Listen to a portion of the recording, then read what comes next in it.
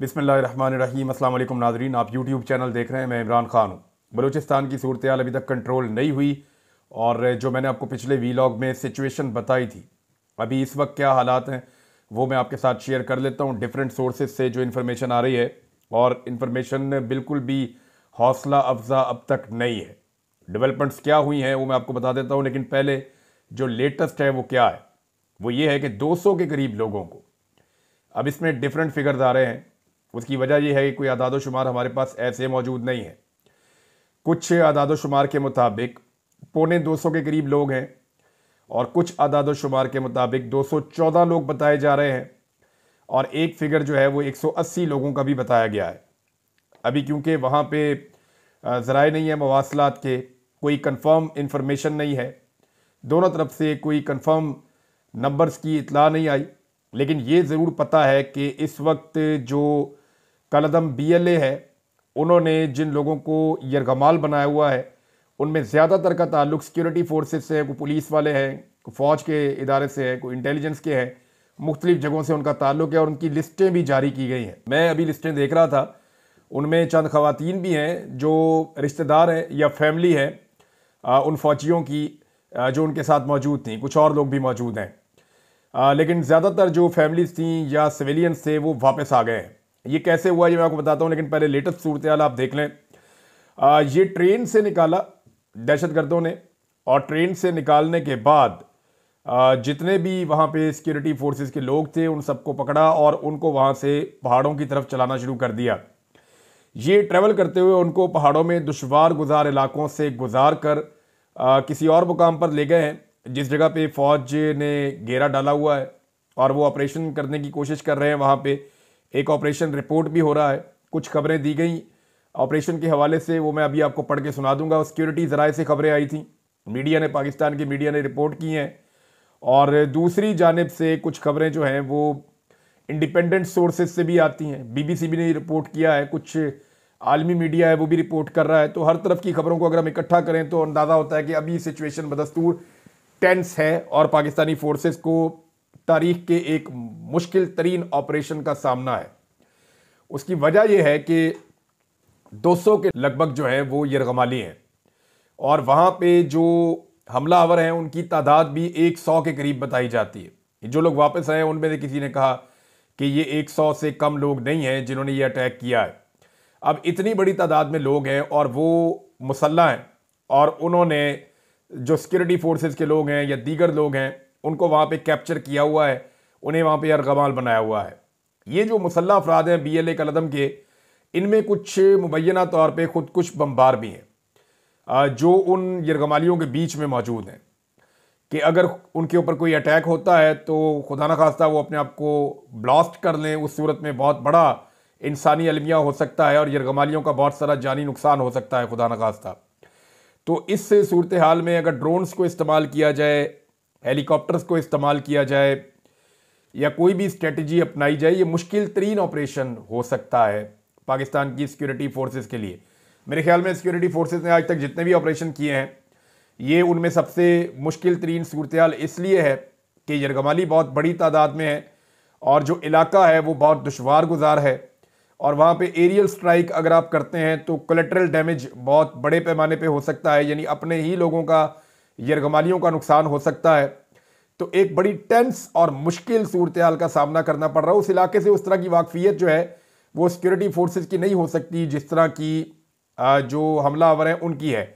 इसकी वजह यह है कि प्लानिंग उन्होंने की थी और उन्होंने इस जगह का इंतखाब किया था और वो अपनी मुंतखब जगह के ऊपर यरगमालियों को लेकर गए हैं और वहाँ पे अब वो इसके बारे में नहीं पता कि वो अभी कंटिन्यूसली ट्रैवल करवा रहे हैं यरगमालियों को या उन्होंने किसी जगह पे पहुंचा के वहाँ पे रोक दिया है, क्योंकि इन पहाड़ों में बहुत सारे गार हैं, इन पहाड़ों में बहुत सारी ऐसी जगह हैं जहाँ पे वो अपनी कमीन गाहें बना सकते हैं। और क्योंकि ये लंबी प्लानिंग चाहिए होती है ऐसे हमले के लिए, तो बहुत मुमकिन है कि पहले से वहाँ पर खुराक का बंदोबस्त किया गया हो, वहाँ पर मोर्चों का बंदोबस्त किया गया हो या वहाँ पर ऐसी सूरत हाल बनाई गई हो कि लंबे अरसे तक अगर यरगमालियों को वहाँ रखना पड़े तो वो ये कर सकें। अब ये तो स्ट्रेटजी है उनकी कि वो किस तरफ जाते हैं।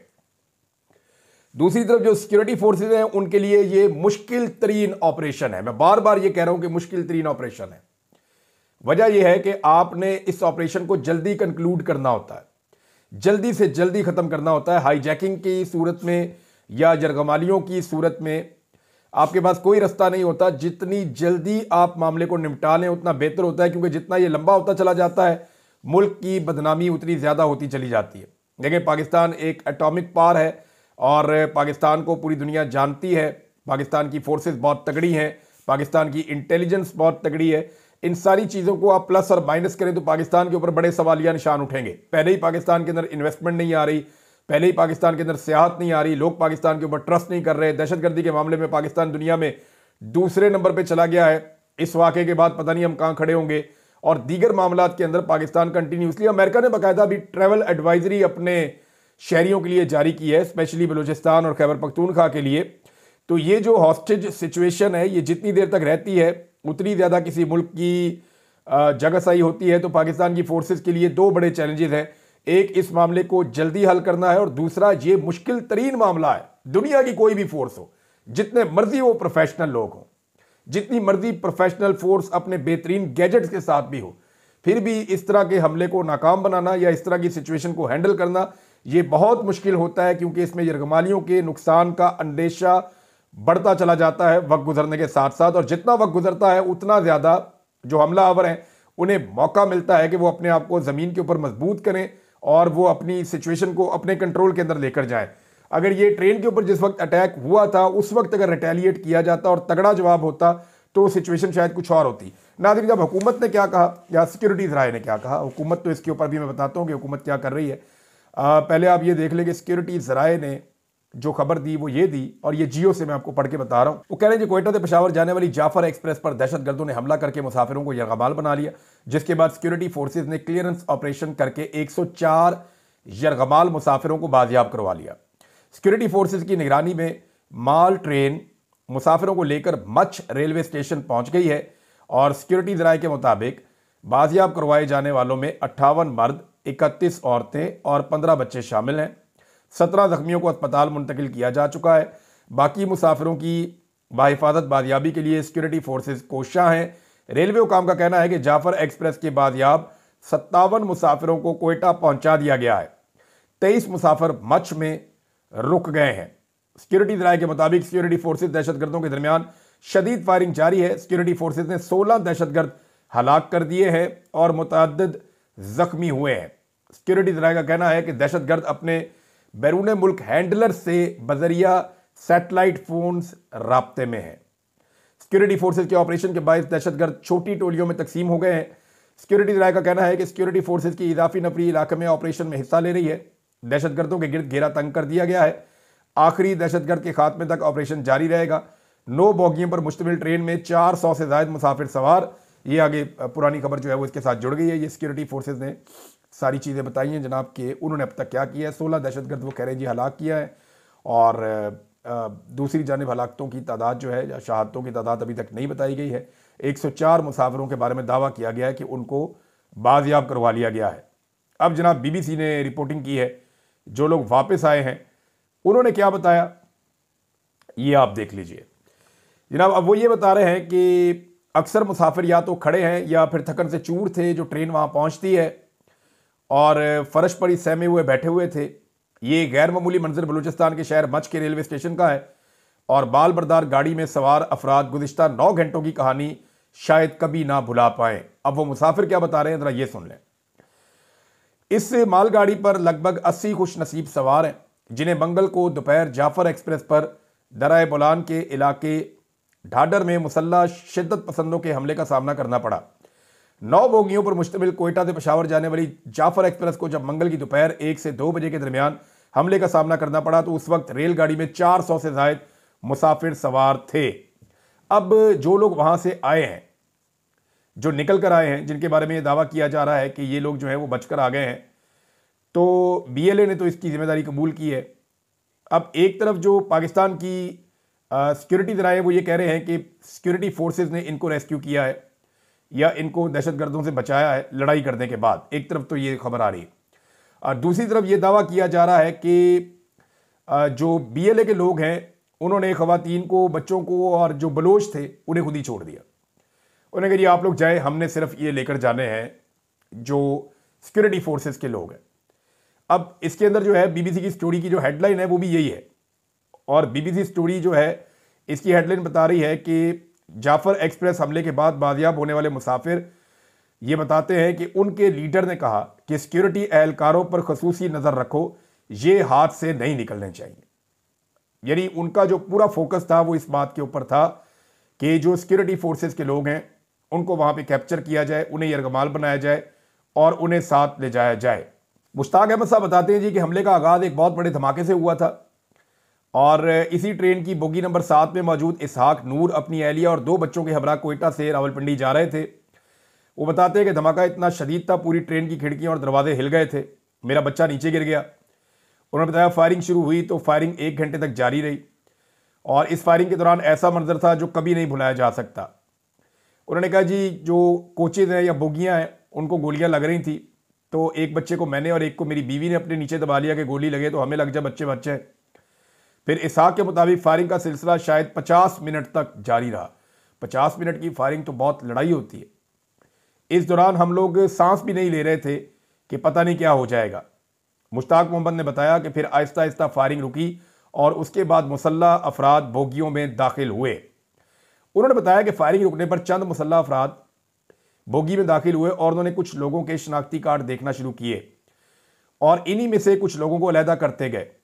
हमारी बोगी के दरवाजों पर 3 अस्करियत पसंद पहरा दे रहे थे। उन्होंने लोगों से कहा कि वो सिविलियन, खवातीन, बूढ़ों और बलोचों को कुछ नहीं कहेंगे। मुश्ताक अहमद ने यह भी बताया कि ये लोग हमलावर आपस में बलोची में बात कर रहे थे और उनका लीडर उन्हें बार बार कह रहा था कि सिक्योरिटी एहलकारों पर खसूसी नजर रखो, ये हाथ से निकलने नहीं चाहिए। अब आपको अंदाजा हो जाना चाहिए कि उनका एक्चुअली जो टारगेट था वो सिक्योरिटी एहलकार थे और सिक्योरिटी फोर्सेस के ऊपर उन्होंने अटैक किया है। ये दहशतगर्दों का एक खौफनाक अटैक है और ये पाकिस्तान पे होने वाले बड़े हमलों में से एक हमला है। इसहाक नूर ने बताया कि मेरा ख्याल है कि हमारी बोगी से उन्होंने कम से कम 11 मुसाफिरों को नीचे उतारा और कहा कि ये सिक्योरिटी एहलकार है। उनका कहना था कि एक शख्स ने कुछ मजामत करने की कोशिश की तो उसको तशद्दुद करके नीचे उतारा और फिर गोलियां चलने की आवाज आई। इसके बाद बोगी में मौजूद तमाम लोग उनकी हदायत पर अमल करते रहे। शाम के वक्त हमलावरों ने मुसाफिरों से कहा कि हम बलोचों, औरतों, बच्चों और बुजुर्गों मुसाफिरों को रहा कर रहे हैं। वो मुझे नहीं छोड़ रहे थे। जब मैंने उनको बताया कि मैं तुर्बत का रिहायशी हूं और मेरे साथ बच्चे और खातून हैं तो उन्होंने मुझे भी जाने दिया, ये जनाब उन्होंने कहा। और फिर बाद में उन्होंने बताया कि जी हम पैदल चलते चलते बहुत दूर तक पहुंचे और नीड स्टेशन पे हम पहुंचे और फिर वो बताते हैं कि हम लोग बहुत फंस गए थे। कुछ लोग जो बुजुर्ग हैं वो चल नहीं पा रहे थे, उनको कंधों पे उठाना पड़ा, बच्चों को उठाकर हम आ रहे थे, पत्थरों के ऊपर से गुजर रहे थे। वो बड़ा दुश्वार गुजार इलाका है। कुछ लोग ट्रेन के ऊपर बैठ के पहुंचे हैं, बाद में आगे से उनको रेस्क्यू किया गया है। तो रेस्क्यू फिर बाद में उनको FC एहलकारों ने किया, फौज ने रेस्क्यू किया, क्योंकि ये लोग बड़े लुटे पटे थे, इनके हालात बहुत पतले थे, भूख प्यास का आलम था। बेशतर लोग जो है वो रोज़े के साथ थे और वो ट्रेन में सफ़र कर रहे थे और उन्होंने बड़े खौफनाक मनाजिर देखे थे, हवास भागता थे, डरे हुए थे, दहशत ज़दा थे। तो उन लोगों को फिर वो जब सिक्योरिटी फोर्सेस को मिले तो उन्होंने रेस्क्यू किया और पहुंचाया। अब ये कोयटा के अंदर बातचीत हुई है, दीगर जगहों पे बातचीत हुई है, मच्छ स्टेशन के ऊपर बातचीत हुई है। तो हर जगह के ऊपर जो है वो लोग आवाज़ उठा रहे हैं। जो लवाकिन हैं, जिन लोगों को उठाकर ले गए दहशतगर्द, वो पहुंचे और उन्होंने एहतजाज शुरू कर दिया। मोहसिन नकवी के ऊपर बहुत एहतजाज किया। उन्होंने कहा जी वो तो कहता था कि जी एक SHO की बाहर है दहशतगर्द, तो किधर है वो, खुद सामने क्यों नहीं आता। सरफराज बुगटी के ऊपर बहुत तनकीद की गई कि खुद बहुत बड़ी बड़ी सिक्योरिटी लेकर वो घूमते हैं, लेकिन आम पाकिस्तानियों को जो है वो उन्होंने बेयारो मददगार छोड़ा हुआ है।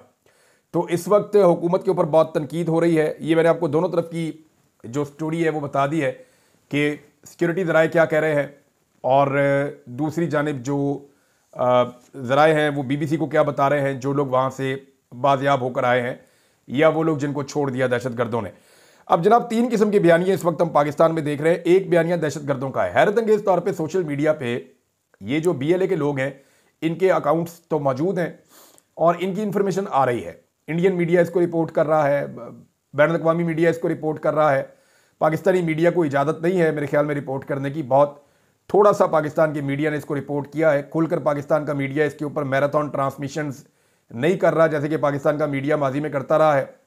और उसकी वजह यही हो सकती है कि पाकिस्तान के मीडिया को, कंट्रोल्ड मीडिया पाकिस्तान का, उसको शायद मना किया गया है कि इसको डाउन प्ले करना है, इस मामले को ज़्यादा उठाना नहीं है। लेकिन इसका नुकसान ये हो रहा है कि ओवरसीज पाकिस्तानियों के लिए या पूरी दुनिया के लिए जो सोर्स ऑफ इंफॉर्मेशन है फिर वो इंडियन मीडिया बन जाता है, और इंडियन मीडिया को लोग देख रहे हैं तो वो जो रिपोर्टिंग कर रहे हैं वो other side of the story भी बता रहे हैं। यानी वो ये बता रहे हैं कि जनाब उधर से जो हमलावर हैं वो क्या कहते हैं, उनका मौक़िफ़ क्या है और वो क्या बता रहे हैं, तो वो वहाँ से स्टोरी लेकर बता रहे हैं। तो जो पाकिस्तान के मीडिया को मना किया गया है तो वन साइडेड स्टोरी ज़्यादातर वो वाली जा रही है इंटरनेशनल लेवल के ऊपर जो स्टोरी हमलावरों की तरफ से आ रही है। ये अफसोसनाक है, लेकिन मीडिया हैंडलिंग में पाकिस्तान की एस्टेब्लिशमेंट ने पहले भी गलतियां की हैं, ये फिर गलती हो रही है।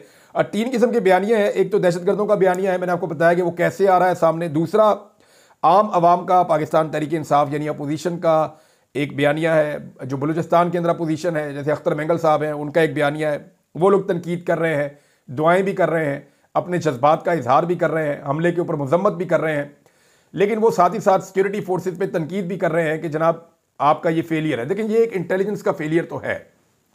एक इतना बड़ा हमला प्लान किया गया, पहले तो इंफॉर्मेशन की गैदरिंग आप देखें ना, जो कलदम BLA के लोग हैं उनको पहले इस बात की इंफॉर्मेशन थी कि ये ट्रेन जाएगी, इस टाइम पे जाएगी, इस ट्रेन के अंदर जो है वो इतने सिक्योरिटी फोर्सेस के लोग मौजूद होंगे और उनके पास कितने हथियार होंगे, इनका बंदोबस्त क्या होगा, इनको किस जगह पे रोकना है, किस जगह पे ट्रेन की पटरी काटनी है, कहाँ पे धमाका करना है, कैसे इनको उतारना है, फिर इनको लेकर कहाँ जाना है, लोगों को अलग अलग कैसे करना है। तो इसके लिए बहुत बड़ी प्लानिंग चाहिए, और पाकिस्तान के जो सिक्योरिटी ज़रा है वो ये कह रहे हैं कि वो सैटेलाइट के ज़रिए से पड़ोसी मुल्क में राब्ते में भी हैं। तो इसका मतलब तो बड़ा वाज़ेह है कि ये बड़ी लंबी मनसूबाबंदी के नतीजे में हुआ है, और इतनी लंबी मनसूबाबंदी के नतीजे में जो चीज़ हो और उसके बारे में पाकिस्तान की इंटेलिजेंस एजेंसीज को पता ही ना चले, तो ये एक बहुत बड़ा इंटेलिजेंस का फेलियर है पाकिस्तान का, और अफसोसनाक फेलियर है। और ये लंबे अरसे तक इस वाक़े को याद रखा जाएगा, क्योंकि ट्रेन हाईजैक छोटा वाक़या नहीं है। इक्का दुक्का गाड़ियों को सड़क पे रोक लेना या कहीं नाका लगा लेना, दहशतगर्द ये तो करते रहते हैं, शाहराहों के ऊपर बंद कर देते हैं, लेकिन ये जो ट्रेन को रोक लेना और पूरी की पूरी ट्रेन ही अगवा कर लेना और अपनी मर्जी के बंदे उसमें से निकाल कर साथ ले जाना, ये एक बड़ा वाक़या है। हुकूमत का बयानिया नाज़रीन मुकम्मल तौर पर गायब है, वो है ही कहीं नहीं। तीसरा बयानिया हुकूमत का होना चाहिए था ना। यानी मैं हुकूमती वज़रा के ट्वीट्स देख रहा था, चाहे वो पंजाब हुकूमत है, चाहे वो फेडरल गवर्नमेंट है, चाहे वो इंफॉर्मेशन मिनिस्टर है, चाहे वो वज़ीर दिफा है, ये सारे लोग पाकिस्तान तहरीक इंसाफ के खिलाफ ट्वीट कर रहे हैं। हालांकि इस वक्त उनको ट्वीट करने हैं दहशतगर्दों के खिलाफ। इस वक्त फ्रंट फुट पे आना चाहिए था पाकिस्तान की गवर्नमेंट को और सिक्योरिटी फोर्सेस को, और जो जरगमाली हैं उनको और उनके खानदानों को ये बताना चाहिए था कि हम आपके शाना बशाना और आपके साथ खड़े हैं, और हमें कंसर्न है इस मामले के ऊपर, और हम पूरा जोर लगा रहे हैं, पूरी रियासत आपके साथ खड़ी है। लेकिन बदकिस्मती से हुकूमत बिल्कुल खामोश है, और हुकूमत की जानिब से हम जो भी ट्वीट देखते हैं या जो भी चीज़ देखते हैं उसमें पाकिस्तान तहरीक इंसाफ को टारगेट किया जा रहा होता है। यानी सियासतदान ये कोशिश कर रहे हैं कि इसमें भी पॉइंट स्कोरिंग कर लें। ख़ासतौर पर जो हुकूमत है या हुकूमती सियासतदान है वो पाकिस्तान तहरीक इंसाफ को BLA के साथ, TTP के साथ जोड़ने की कोशिश कर रहे हैं, और ऐसा कहा भी, सेनेटर अफनानुल्लाह खान साहब ने ऐसी बात कही भी। हालांकि सियासतदान इस तरह की हरकतें करके अपनी स्पेस लूज कर रहे हैं। यानी माजी में लापता अफराद के हवाले से या बलूचिस्तान के हकूक़ के हवाले से मरियम नवाज, बिलावल और नवाज शरीफ ये सारे बातें करते रहे हैं, ये फ्यूचर में भी करेंगे जब अपोजिशन में चले जाएंगे। तो ये कोई गद्दारी तो नहीं है, ये कोई बगावत तो नहीं है, ये एक ऐसा मौका था जब हुकूमत को फ्रंट फुट पे आकर सिक्योरिटी फोर्सेज के साथ खड़े होना चाहिए था। लेकिन हुकूमत ने क्या किया कि बजाय वो फ्रंट फुट पे आके सिक्योरिटी फोर्सेज के साथ खड़े हों, उन्होंने एक अजीबोगरीब खामोशी इख्तियार कर ली। आपको वज़ीर दाखिला नजर नहीं आ रहे, बल्कि दाखिला की वजारत के अंदर जो तीनों लोग हैं, चाहे वो खटक साहब हैं, चाहे वो तलाल चौधरी है, चाहे वो मोहसिन नकवी है, तीनों नजर नहीं आ रहे। मोहसिन नकवी साहब जब दाखिला के अंदर कोई नाकामी होती है तो वो चेयरमैन PCB बन जाते हैं, उसके पीछे छुप जाते हैं जाके। जब क्रिकेट के अंदर नाकामी होती है तो वो वज़ीर दाखिला बन जाते हैं, इसके ऊपर छुप जाते हैं आके। उनकी तो वक्री मौजें लगी हुई हैं ताल्लुकात की बुनियाद के ऊपर, और पाकिस्तान जल रहा है, और ये लोग बिल्कुल खामोश हैं। इन्हें चाहिए था हुकूमत को कि फ्रंट फुट पे आते, फौरी तौर के ऊपर जो है वो एक कौमी बयानिया सामने लेकर आते, कौमी सलामती कमेटी का हंगामी इजलास बुला लेते, बलूचिस्तान की और वफाकी काबीना की मीटिंग बुला लेते, असम्बली के इजलास कॉल कर लिए जाते, हंगामी इजलास होते, आलमी और लोकल मीडिया को ब्रीफिंग दी जाती, वज़ीर आला, वज़ीर आज़म, वज़ीर दाखिला, वज़ीर दिफा, ये सब लोग फ्रंट फुट पर आकर फोर्सेस को ये इनको पैगाम देना चाहिए था कि हम आपके साथ खड़े हैं। इस मामले पे जो है वो इसको एक अपॉर्चुनिटी के तौर पे इन्होंने ले लिया कि जनाब इसमें भी पॉलिटिकल अपोनेंट जो है पाकिस्तान तहरीक इंसाफ को, उसको कुचल दिया जाए। इमरान खान साहब का भी एक स्टेटमेंट आया इस हवाले से, लेकिन उससे पहले मैं आपको बताऊं कि रज़ी ताहिर साहब ने बताया कि कलअदम BLA ने मुतालबात सामने रख दिए और 48 घंटे की मोहलत देते हुए उन्होंने कहा कि जी लापता किए गए अफराद और BLA के गिरफ्तार कारकुनान को फौरी और गैर मशरूत तौर पर रिहा किया जाए।